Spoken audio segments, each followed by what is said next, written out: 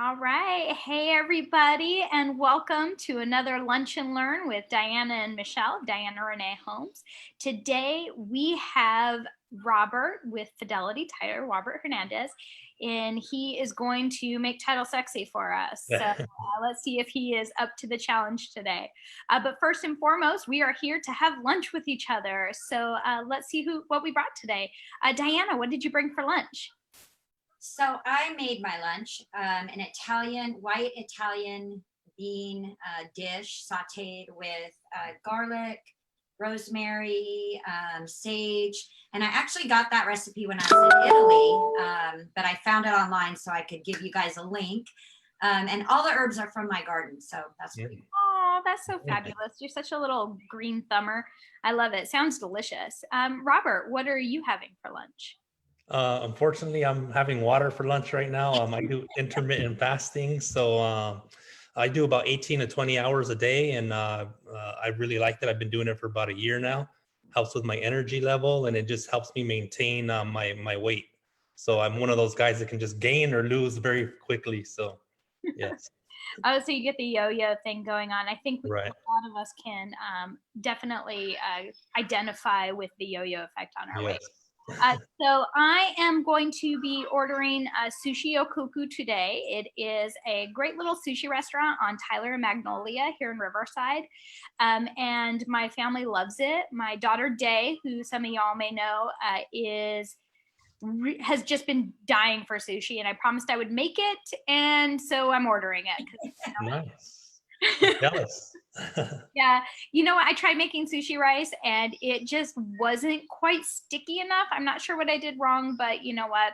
That's, DoorDash is always a great backup. So if you guys are interested in our lunches or a little bit about intermittent fasting, check out some of the links that we'll have below after the recording. So thank you, Robert, so much for being here today. Yes, absolutely. I appreciate the opportunity. Hey, Robert, tell us a little bit about yourself, who you are, who you work for, what you do. Yes, so my name is Robert Hernandez. I work for Fidelity National Title. I'm a sales representative for them. I started at as a young boy, really putting flyers on doors. My father was a real estate broker, so I put flyers on doors and help him with his business, go to the office. Then at 18, I started with the title company and just worked my way up from there. It's been 27 years I've been in this business. Wow, that's crazy. So how did you get into title? Was it just like the relationship between real estate and title companies that you ended up in that avenue? Yeah, I mean, my father was in real estate, and then at 18, he's like, "Hey, you should go interview at a title company." And so I went and interviewed and started off as a messenger, and really liked it, and just worked my way up. So you've been in real estate your whole life? My whole life I've been in real estate. That's pretty much all I know. Yeah. You can come do flyers for us, Robert. Yeah. Yes. Yeah, absolutely. My brother would take one side of the street and I would take the other side of the street. And I take my dogs when we do flyers. There you go. Yeah, like combo walk, exercise. Yeah, it's great. Yeah. It works. Yeah, it can be a little rough on the back with all the bending over, but The ultimate multitasking. Right, definitely. So, I know title is, a lot of our viewers may not actually even know what title is or why they need it. Can you tell us a little bit about that? Right, yeah, title is one of those things. Very little people know what it is. Even when they ask me what I do, I tell them very little people know. So it ensures the ownership of your house. And it ensures things like your typical insurance. You talk about automobile insurance. It ensures things that happen in the future. You're driving and you crash, you have the automobile insurance. Title insurance ensures things that happen in the past. So things that already happened. So we work closely with realtors, and we provide that service, and it just ensures the ownership of your house is the easiest way to put it. Hey, Robert, sorry. Can you give us an example of why would I need title insurance on my property?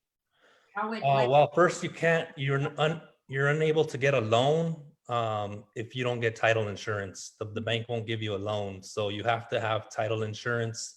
It protects the bank's interest on the property. They want to make sure that when you get that property, that you and them, that you guys are the true owners, and Mhm. that there's no, liens or judgments or taxes, something that's going to pop up that affects that title and, takes the property away, and it's somebody else's property and you didn't get it properly.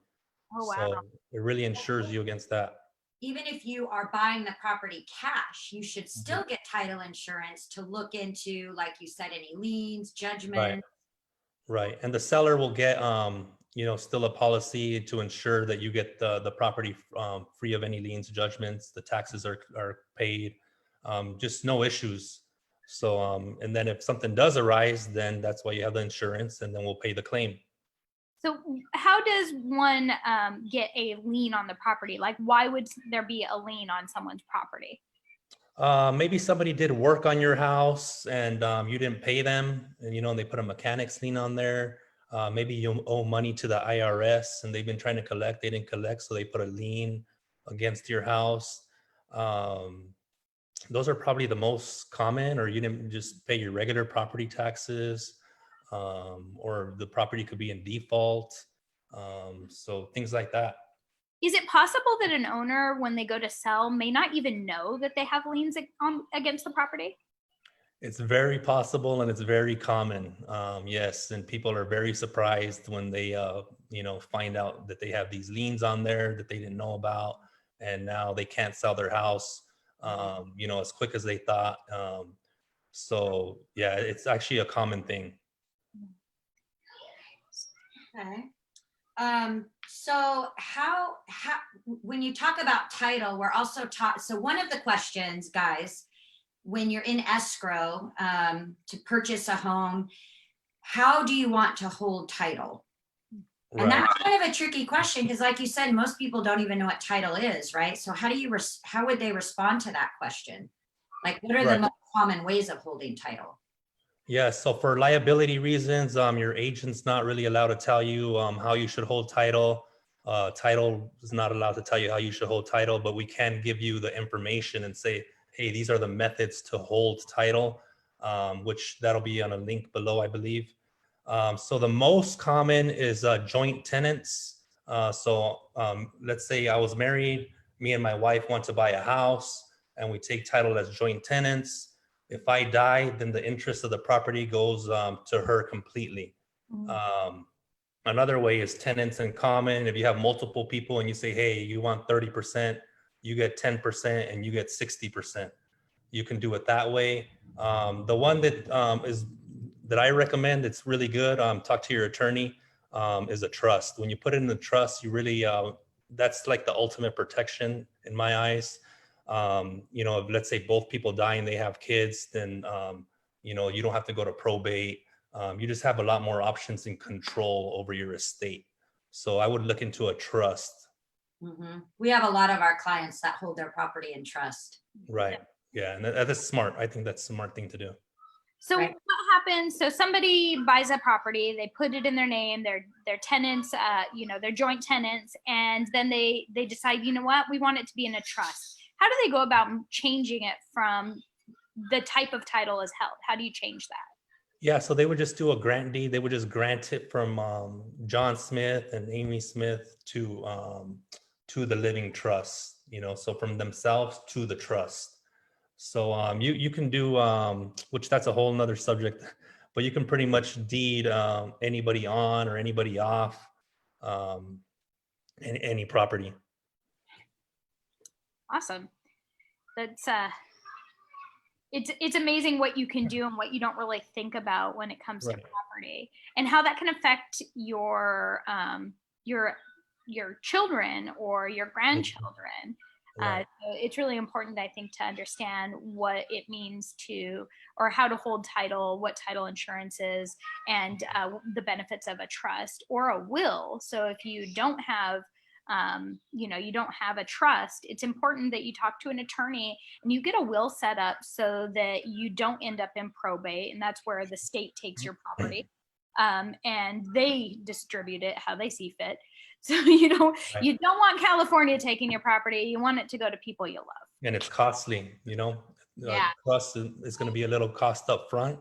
but it's going to save you a lot of money in the long run, in my opinion. So we got a question from the audience, you guys. And so the question is, are there any problems a search in the title records may not reveal? Usually, a lot of times we'll do an initial search and then something might not pop up. And then once we run the statement of information, which is later in the process of escrow, we'll run this. That's why your agent will say, hey, fill out this form, give us your social security number, give us your last residences, where you work. Well, that information goes to the title company and we run your social and we run you.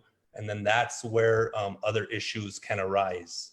Or that's if something's on the prelim that doesn't belong to you, it can be cleared. Or if something's not on there that we missed, it'll be added on. So the statement of information is a very important piece that you need to get to your agents, and we can't close without that.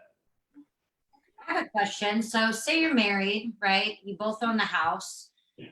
You're splitting up. One person takes the house, obviously, and the other person quit claims it. Mm-hmm.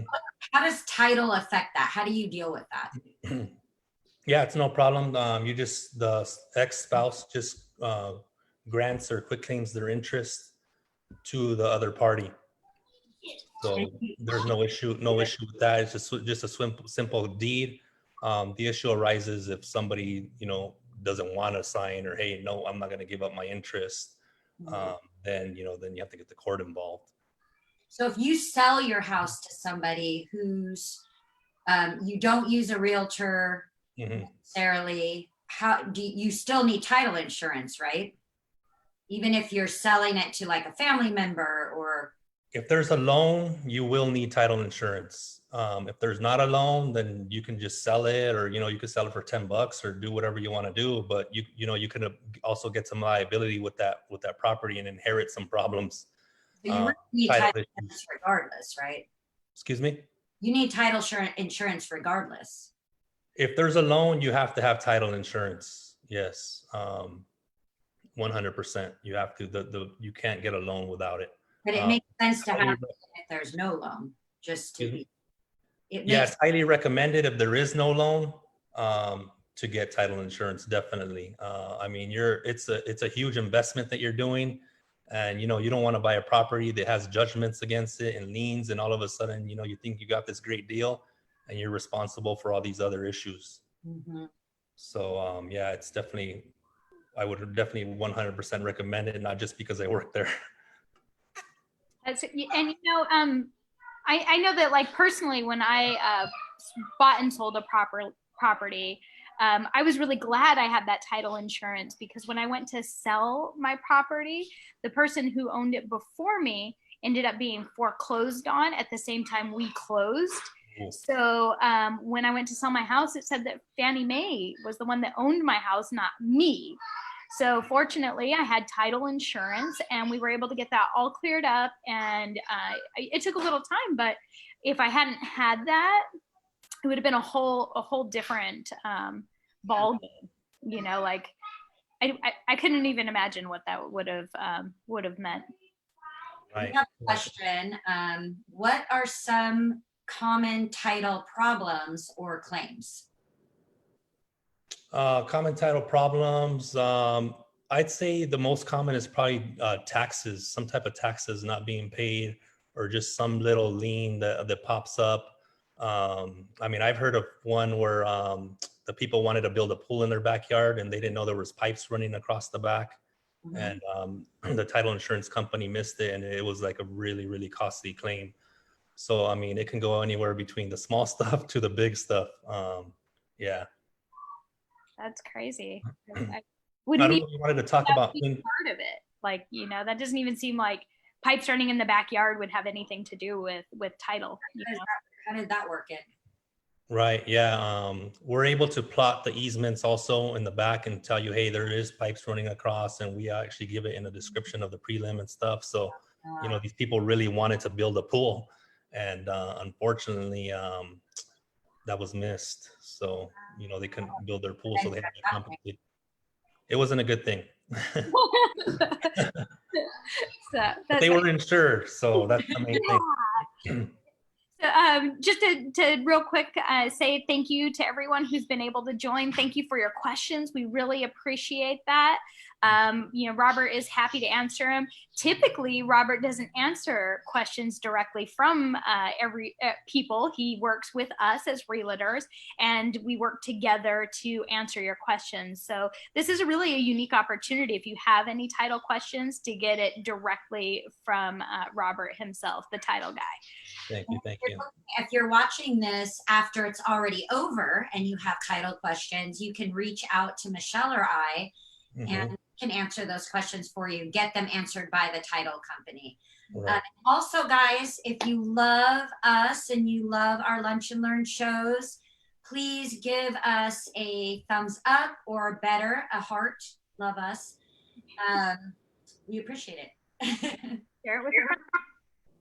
Yeah. I don't know if you want to cover the uninsured deeds, which is a real common issue that I've seen, and also where, let's say, you deed part of your interest, or let's say I own a house and I want to deed it to my friend. So I deed the house over to him. Everything's good and dandy. Well, he wants to sell that house 3 months from now. We're still friends. We're still good. So that deed's uninsured. So I signed the uninsured deed affidavit. Everything's good, and we're good to go. But let's say the same scenario and I leave the country, or now we're not friends, or something happens and I don't have that uninsured deed affidavit, then problems could arise. So be careful in transferring your property. You want to get that uninsured deed affidavit notarized by a different notary that notarizes the deed. And I would get with Michelle and Diana if you were interested in doing something like that, just so you could do it the right way and you don't clout your title or run into potential issues down the road. Why do you need a different notary? It's to protect against fraud. That's the main reason. Yeah. I wanted to say thank you, Roxanne and Susie, for joining. And also, we have another question. What is not covered by title insurance? Oh man, that's a long list. I could probably put a link in the Go check out Robert's website. Yeah, there are certain things that aren't covered. Like if something pops on right immediately after we close or something like that, that's not going to be covered. That's probably going to be the most common. What do you mean pops on after? Like you close and then it comes on, like it records. There's like it's actually within about 6 days, I want to say, because let's say you record something today, we don't see it of record for about 6 days or so. So let's say you close on Tuesday, but something was recorded the prior Friday, you probably won't be covered because we didn't see it. You mean somebody put a lien on your property right on Tuesday, they put a lien on the property on Monday. You record on Tuesday, they recorded a lien against the property on Monday, you close. Yeah, that's probably not going to be covered. Okay. Yeah. That's good to know. I didn't know that. So I learned something new today. Thank you, Robert. I didn't know that either. I just thought it recorded, everybody knows, we're all good. Yeah. So, going back to liens, because I know that that's like probably the scariest one for people because it messes with their money, right? So everything else is kind of arbitrary, but liens, people understand, right? So if there are liens on the property, how is that handled prior to changing the title over? Like before you can transfer the property in a sale, how do you handle liens? Yeah, so we work closely with escrow and with the agent and my staff, or my teammates, or the people inside Fidelity. They work with escrow, and escrow orders what's called a demand. So then the demand will say, hey, you owe X amount of dollars, and then that'll actually we'll actually pay the IRS, or we'll pay off we'll pay off the beneficiaries, we'll pay off the liens. So all that has to be squared away before we're able to close. So we have to get that demand. Awesome. So I guess you would just use like escrow proceeds, or equity. Well, it's usually the equity of the property is what's most common. Awesome. We actually have another question from the audience today. So we have, do I need title insurance for a newly built home? Yes, you do need title insurance for a newly built home. And normally the builder has a relationship with a title company. There's a lot that goes into building a community, and they need help from a title insurance company ahead of time. So that's they'll tell you pretty much like you got to use this company, or this is the company that we're using. So you do need it. Yes. Custom built home that you're building yourself. A custom built home. That you're building yourself. Oh, I mean, I don't know. That's a good question. Aha, I mean, title guy. I mean, you built it yourself. You built it yourself. I mean, I don't know. If you're gonna get a loan against it, then yeah. Normally somebody will build it and then take out a loan. Then they'll need the insurance for sure. Right. Oh yeah. So if you have like a construction loan, or maybe even if you got loaned to buy the land that it's on, so that's something exactly. We have another audience question. You guys are active today. Man, these audience questions are good. How long will the policy protect me? Oh, it lasts forever. It doesn't expire. Awesome. Cool. Is it something you pay for every month, or is it a one-time? No, that's a good question. It's actually just a one-time fee that you pay for at the close of escrow, and then you're done. That's it. Awesome. It's pretty good insurance. I mean, is there any other insurance you just have to pay for once? I can't think of it. Right. Not that I can think of. Oh, I had a good question and I forgot what it was. My goodness. So recently I ran into an issue, and maybe you can help give me some advice on how to fix this. So I have a client, their property, when we pull title, it is only by APN. It doesn't seem to have any relation to an address. Right. And so it's only by APN, which for you guys that don't know, APN's like the number that identifies like a plot of land or that property. So, and then it has no information about it. So when in a situation like that, because they're the first owners of it, it's from new construction. That's what made me think of it. Is there any benefit to correcting that with the title company, or will it prevent them from selling or refinancing the property in the future? Right. No, that won't prevent them from selling or doing anything in the future. The APN and the address are identifiers. We do get our information from the county. One of the main things we go off of is the APN, but also the main thing is the legal description of the property. So that's the number one thing that we go off of. So with the APN, we're able to find that legal description and take care of that. Now, a lot of times we do get incorrect information from the county. House is actually a 4-bedroom, and it's showing as a 3-bedroom. You show it as a 3-bedroom in your system. We show it as a 3-bedroom in our system. That happens all the time, or the square footage is off or something. That has to be corrected actually through the county, not through the title company. So once it corrects through the county, then it'll be reflected in our system and then your system as well. You just have an assessor come out, take a look at it, and then they can make the adjustments that are necessary in the county records. Right. Good to know. I will pass it along. Or you know who you are out there. You heard it. It's a very common, very, very, very common thing. We have another question. What types of titles can I hold as homeowner? So that goes with methods of holding title. There's community property, community right with the right of survivorship, the joint tenancy, which as I said is the most common one, the tenancy in common that we spoke about. There's a partnership, there's trust agreements. So we're gonna put a link in the description below, and you can go through every single one of them. Like I said, the most common are joint tenancy, tenants in commons, and trust. Those are the most common ones, but you can hold title several different ways. We'll put a link below, guys, with a document from Robert that explains all the different ways of holding title.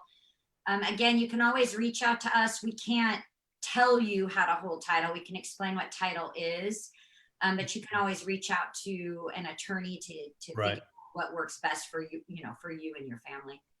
Robert, thanks so much for joining us today. We really appreciate it. Super knowledgeable. We had a lot of audience participation. So thank you guys again. Like us, love us, type some comments. If you need more information about title, give Michelle or I a call. Robert generally just works with realtors, so you got to go through us to get the info. And next week, we'll be doing another Lunch and Learn with a special guest. We're having a Navy SEAL come on to talk with you guys about motivation, leadership, and just general overall like success in life. So join us for that. It's going to be awesome. Next week, same bat time, same bat channel, we will be here. Thank you for the opportunity. I really appreciate you guys. Oh, thank you, Robert. It was great. You're awesome. Thank and you. if anybody wants any information on what we've reviewed today, Robert's information is linked below, as well as the information on everything that we had for lunch today. And, you know, Robert, can you give us like 3 things people should remember about title to close us out for the day? The main thing I would remember is if you're going to deed your property, talk to your realtor so that way you do it correctly with the uninsured deed affidavit. The next thing I would remember is, let me see, I don't know, pay your taxes so no liens or judgments or anything go against your property. Pay your taxes. And, Robert. and work with a great team like Michelle and Diana. I really recommend, you work with a really good known team. Not everybody's created equal, and you want somebody that really knows their stuff.